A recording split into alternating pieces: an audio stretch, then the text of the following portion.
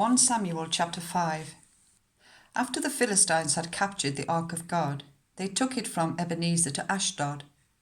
Then they carried the ark into Dagon's temple and set it beside Dagon. When the people of Ashdod rose early the next day, there was Dagon, fallen on his face on the ground before the ark of the Lord. They took Dagon and put him back in his place. But the following morning when they rose, there was Dagon, fallen on his face on the ground before the ark of the Lord.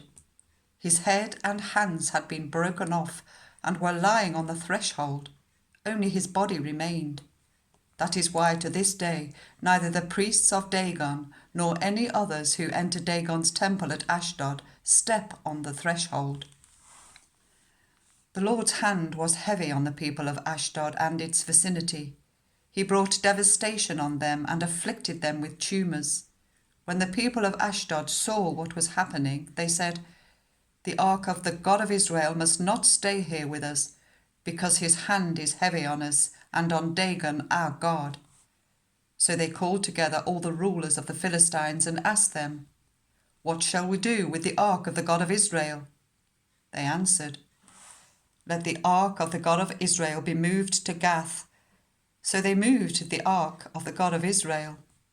But after they had moved it, the Lord's hand was against that city, throwing it into great panic. He afflicted the people of the city, both young and old, with an outbreak of tumours. So they sent the ark of God to Ekron. As the ark of God was entering Ekron, the people of Ekron cried out, "They have brought the ark of the God of Israel round to us to kill us and our people." So they called together all the rulers of the Philistines and said, "Send the ark of God of Israel away. Let it go back to its own place, or it will kill us and our people." For death had filled the city with panic. God's hand was heavy on it. Those who did not die were afflicted with tumours, and the outcry of the city went up to heaven.